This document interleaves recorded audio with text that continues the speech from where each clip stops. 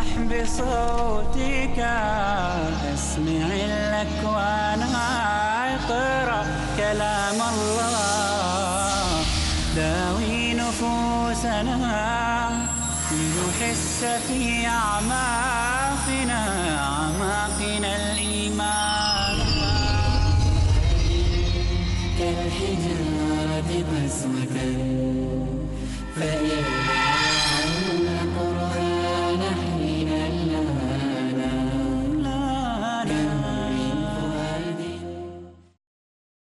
بسم الله الرحمن الرحيم. الحمد لله رب العالمين، والصلاة والسلام على أشرف الأنبياء والمرسلين، على نبينا محمد وعلى آله وصحبه أجمعين.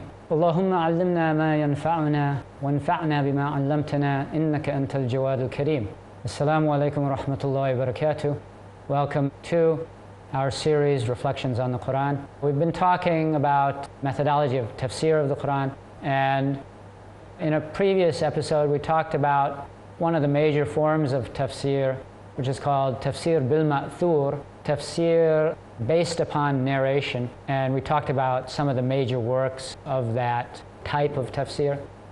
And today I'd like to discuss tafsir bil ra'i, tafsir based upon the discernment of the mufassir, the person who's undertaking the commentary, or a more fancy word, exegesis of the Qur'an. We mentioned previously that the Sahaba were reluctant to engage in this kind of tafsir, and that the early scholars of Islam, that they tended to be hadith scholars and they just collected narrations. But we also said that there were very few direct statements by the Prophet ﷺ explaining the meaning of a particular verse, and that even when you expand the range of hadiths that have some relation to one verse or another, there are still many verses that would not necessarily have a hadith that applies to them in particular. And therefore, what we came to know as tafsir bil ma'thur, a lot of it was statements attributed to the Sahaba, and even more so to the tabi'een.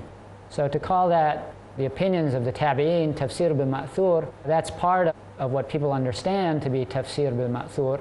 But ultimately, the statement of a tabi'i is also his opinion regarding the meaning of the verse. So from that angle, opinion also is present in what is called tafsir bil ma'thur. Scholars, in looking at is it permissible to use personal discernment, personal opinion on the part of a scholar to explain some facet of the meaning of a verse, one of the items of evidence, or the type of evidence that they called upon to support this procedure, were certain Quranic verses that call upon the believers to contemplate the Qur'an, or that mention that the very reason for its revelation was that they contemplate it.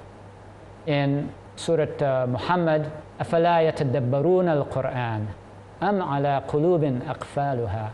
Will they not meditate on the Qur'an, or are there locks on the hearts?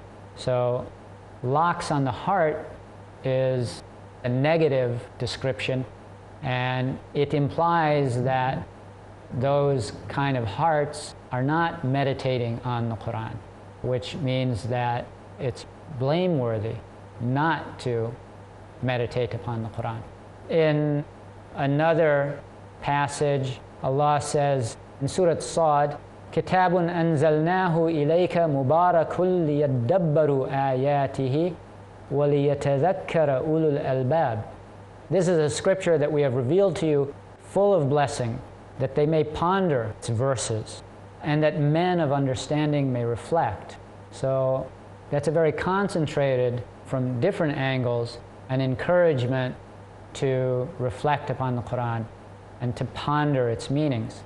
One item of evidence that's used in support of tafsir bil ra'i, to me it's a rather obscure angle of reasoning. The dua of the Prophet ﷺ, where he said, Allahumma faqihhu fi d-din wa allimhu at-ta'wil. O Allah, grant him understanding of the deen and teach him the interpretation of the Qur'an. The angle of reasoning by which this hadith was invoked, they say if ta'wil, which is another word that's sometimes used instead of tafsir. If it was limited to that which is transmitted, then there would be no point in singling it out for mention. I find that a rather unconvincing use of that statement of the Prophet ﷺ. I mean, counter arguments could be made against it. However, when we mentioned earlier the Sahaba were reluctant to engage in tafsir bil ra'i, to give a personal opinion about a verse that's not based on some explicit narration from a higher authority, particularly the Prophet ﷺ, we do see examples of it. And the classic example is the narration. It's an authentic narration. I can't, off the top of my head, recall whether it's both in Bukhari and Muslim or one or the other, that Umar radiallahu anh was sitting with some of the elder Sahaba. And Abdullah bin Abbas, who was much younger, Umar was inviting him to sit with his buddies, so to speak. And some of them, they came to Umar and said, "Why are you letting this young guy sit with us?" They didn't seem to really appreciate that Ibn Abbas was sitting with them. And so the next time they got together, Umar, he said, "What do you say?" He asked all that were sitting there, "What do you say? Give me your understanding of إذا جاء نصر الله والفتح ورأيت الناس يدخلون في دين الله أفواجا فسبح بحمد ربك واستغفر إنه كان توابا." Surah Al-Nasr. So he asked those elder Sahaba, "What do you understand from this?" And they said, "Well, Allah is informing the Prophet ﷺ that when he sees many people entering into Islam, that he should do these acts, that he should make a lot of tasbih and seek the forgiveness of Allah." So they were just basically rewording what the surah was saying. And so Umar turned to Ibn Abbas. He let all these other elders speak, and then he turned to Ibn Abbas and he said, "What do you understand from this surah?" And Ibn Abbas said, "It was Allah informing the Prophet ﷺ that when you see these signs, that you will die soon after that, and that you should prepare for that meeting with your Lord." And Omar, he said, "I see it exactly the same way that you do." And so what he was pointing out to those elder Sahaba was that this youngster, he has deep understanding of the religion, and he has just as much right to sit in this company as you do. And what is also to be gained from this incident is that the explicit wording of the verse doesn't contain the meaning that Ibn Abbas understood from it. And yet, Omar, who is obviously one of the most learned of the Sahaba about the Qur'an, and he is also a genius when it came to fiqh. He was a faqih. So these two leading fuqaha from the Sahaba, that they understood it to be permissible to extract meanings from the Qur'an that were not explicitly present in the wording, and that they had not heard from the Prophet ﷺ. To me, that's a very powerful evidence for the permissibility of the use of personal discernment in extracting meaning from the Qur'an. Now, one of the major scholars of the sciences of the Qur'an, he's talking about the parameters by which this kind of tafsir that's based or that includes an element of opinion, there are parameters that need to be followed in order to prevent abuse of the unregulated use of opinion.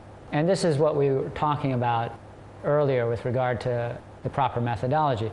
He said, start with al-manqul as-sahih, what has been authentically reported from the Prophet ﷺ, and also refer to the tafsir of the companions. Their opinion should be given consideration.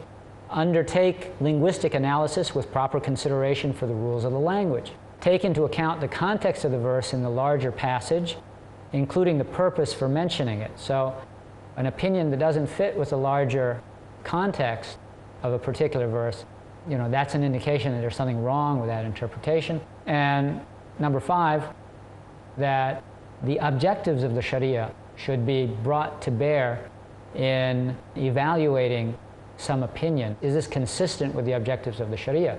So if something passes those tests, then it is admissible to use opinion after that. And 3 types of knowledge have been identified in the Qur'an, and we'll talk about that classification after the break, inshallah. Assalamu alaikum.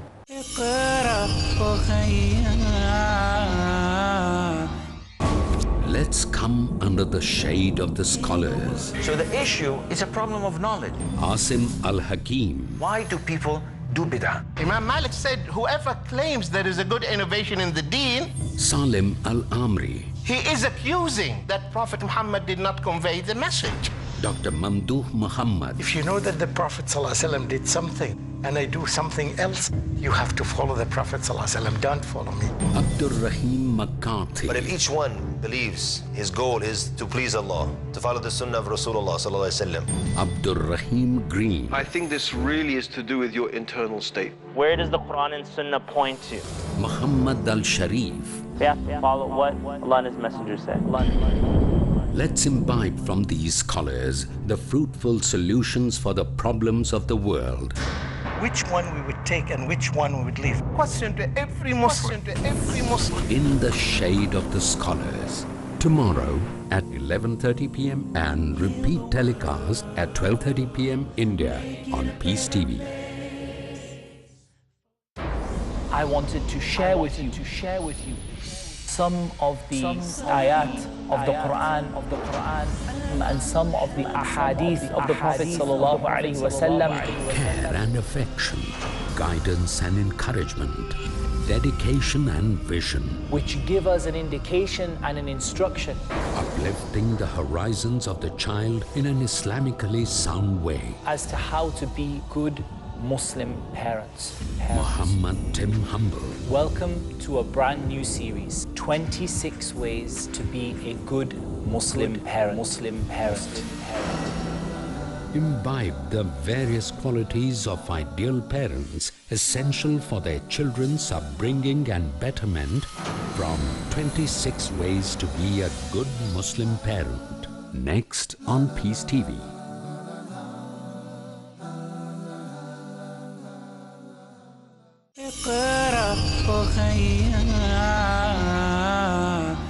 Welcome back. We're talking about Tafseer bil-Ra'i, Tafseer that includes some of the ijtihad, the personal effort, and the reasoning of the commentator, the mufassir, of a work of Tafseer. And we mentioned some of the parameters that would be necessary to be observed in order for this exercise of personal opinion to be regulated and not just become a license for people imposing their opinions upon the Qur'an and saying about the Qur'an that which the Qur'an has nothing to do with. And we started talking about types of knowledge in the Qur'an. Allah mentioned that there's some references in the Qur'an, the mutashabihat, that the true meaning of those references are known only to Allah. And so for people to speculate about what they mean, nobody can say what they mean. And there are other aspects of knowledge in the Qur'an that relate to the unseen, and this aspect of the unseen is something that Allah informed the Prophet ﷺ about. And so this second type of knowledge, the only way that it can be acquired is through the Prophet ﷺ. So there has to be reference to authentic hadiths when any kind of discussion takes place about those matters. And then there are other matters, which is knowledge which is open to human investigation, and that this last type is the lawful subject for Tafseer bil-Ra'i, Tafseer that includes the use of opinion. In the remaining time, let's just take a brief look at some of the major works of Tafseer bil-Ra'i. One of the most famous is Al-Kashaf of Zamakhshari. Zamakhshari was a non-Arab born to a Persian-speaking family in the area that was in ancient times called Khwarizm, and that area, part of it now, the southern part is part of Iran, and the northern part, I think, is in Turkmenistan. And Az-Zamakhshari became an expert in the Arabic language. He wrote books on the meaning of unusual words that appear in the Qur'an and the Sunnah. He wrote a book on balagha, the principles of rhetoric. But he's most well known for his tafsir of the Qur'an, which he composed on a visit to Mecca. He visited Mecca twice. The second visit, he was 60 years old, and his reputation preceded him. He was welcomed by the governor of Mecca, and he was asked to give tafsir in these public gatherings. So the content of his lectures, somebody wrote it down, that turned into Al-Kashaf. And he was a Mu'tazilite, very kind of dogmatic adherent of this rationalist school, which by his era, which was like the 5th century, that school of thought had long since passed its pinnacle of prestige and power in the Muslim lands. At one time it was the official ideology of the Abbasid state, but eventually the rulers who came afterwards changed their opinion and they distanced themselves from this school of thought and its opinions.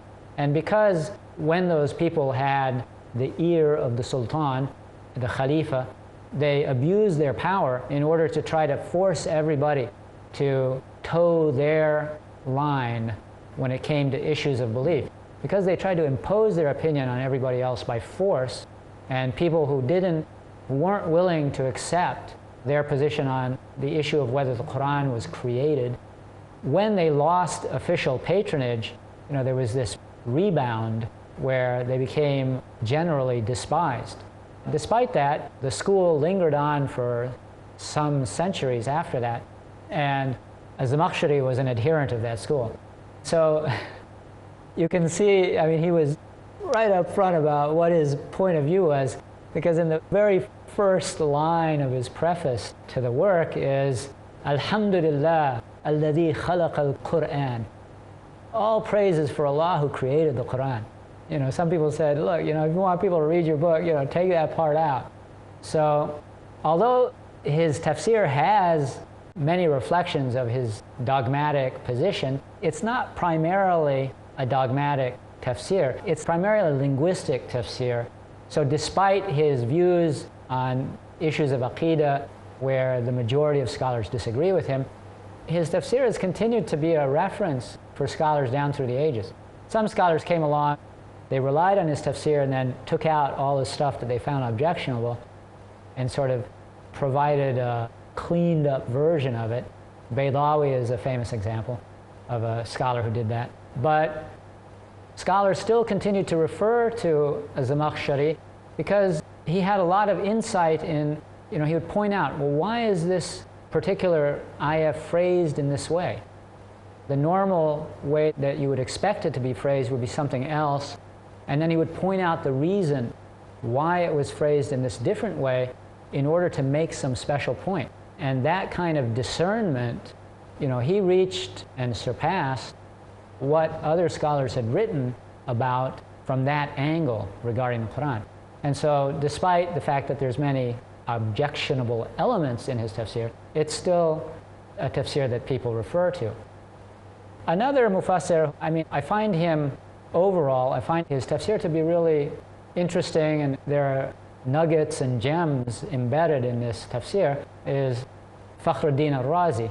He died in the 606 after the Hijrah, so he was basically working during the 6th century. And he was born in Rai, which is now modern Tehran, and he was really poor as a young man, but he studied knowledge. He studied with a teacher whose teacher was Imam al-Haramain al-Juwayni, who happened to also be the teacher of al-Ghazali. Al-Ghazali never taught al-Razi, but al-Razi studied with somebody who studied with Ghazali's sheikh. And so you see the influence of these major scholars as time passed in the Muslim Ummah, that their legacy of learning passed down to succeeding generations, and other scholars benefited from their learning and then made their own contributions. And Razi ended up settling in Herat, where he was given a royal welcome, literally, by the ruler of that state. And in fact, the ruler invited Razi to actually come to the palace, and he opened a portion of his palace so that Razi could give lessons to the public. And it's said about him that, you know, when he would get up and he'd walk from one place to another, that all these students they'd get up and they'd be walking with him, asking him questions as they're walking, because they just wanted to benefit from his knowledge. So, you know, in our day, you don't see that kind of behavior being displayed towards scholars of Islam very much. You see it with rock stars and movie stars and stuff like that. We live in a different time. So Razi was a pretty diehard Ash'ari, so he used his tafsir in part to try to refute the position of the Mu'tazili school. So he would mention the Zamakhshari's views on various points and then refute them. And he also spent a lot of time trying to refute philosophers, the people that were attributed to Islam or associated with Islam, but their thought was based upon Aristotle and people like that. And he went deep into philosophy. It's mentioned about him near the end of his life that he said, you know, I spent all this time studying philosophy, and it did nothing to increase my yaqeen, my certainty upon the truth of this message of Islam. And in fact, I found that at the end of the day, it was kind of a waste of time. And he said, here at the end of my life, I'm returning to the aqidah of my grandmother. So, you know, women in that era didn't frequently have the same opportunities as men did to study Islamic knowledge. So frequently they were just on fitra. They didn't know that much about Islam, but they believed in it in a very kind of simple level. Now, his tafsir is noted for, it's very lengthy, although its official name is Mafatih al-Ghaib, it's frequently referred to as a Tafsir al-Kabir, the big tafsir. And one of the reasons that it's so big is that he likes to go off on tangents. He'll discuss an issue, he'll break it into sub-issues, and then the sub-issues sometimes will break into sub-issues, and the discussion can become so long that you lost track of where he started. He likes to discuss philosophical issues, he likes to discuss issues of usul al-fiqh that have some kind of connection to a verse. He also brought in discussions of the natural sciences of his time, and because of that, Ibn Taymiyyah, he dismissed al-Razi's tafsir as everything but tafsir. Ibn Subki, he responded to this criticism and gave a more balanced assessment of al-Razi and his work. He said it's everything and tafsir. And for sure, it's full of tafsir, but some of his tangents, one can skip over that and not lose much. Now, let's just give a little taste of what he had to say about something that gives you an indication of what tafsir bil-ra'i can offer. At the beginning of Surah Al-An'am, it says, Alhamdulillah alladhi khalaqa as-samawati wal-ard. So he talks about the meaning of alhamd, and he says it refers to praise. But now there are other words that are related to it in the Arabic language, and he goes into a discussion of how hamd is different from these other words. So madh also means praise, but it can mean praise of a person, or it can mean praise of a thing, something which doesn't have a mind. So you can praise